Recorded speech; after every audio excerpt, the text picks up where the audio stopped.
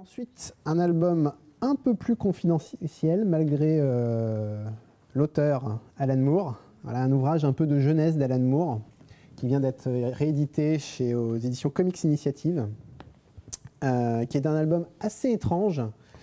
Moi, l'impression que je l'ai eue en le lisant, c'est que c'était un mélange de New York Trilogy de Will Eisner et de la famille Adams. C'est assez bizarre. En fait, c'est l'histoire d'une famille de monstres qui vivent dans un petit immeuble new-yorkais.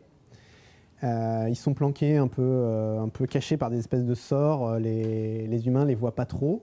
Donc il y a un loup-garou, il y a un vampire, il y a le grand-père qui est un espèce de monstre qui vit sur le toit, qui ressemblerait un peu à un genre de Cthulhu, un peu ancien, un peu surpuissant.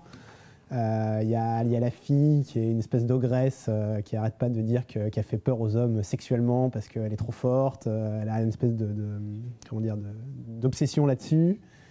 Voilà. Et donc c'est l'histoire de cette famille qui a chacun leur petite vie et de leur interaction avec le monde humain autour.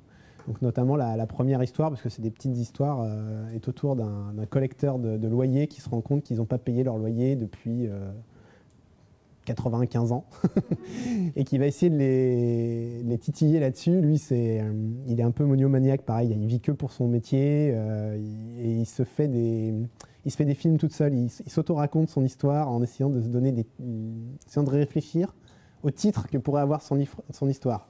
Donc il n'arrête pas de dire le collecteur frappe toujours 2 fois, que des trucs comme ça, des espèces de détournements de James Bond ou de trucs comme ça.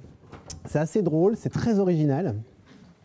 Et voilà, et graphiquement, il y a un côté un peu Will Eisner de ces années-là qui est très agréable aussi à lire.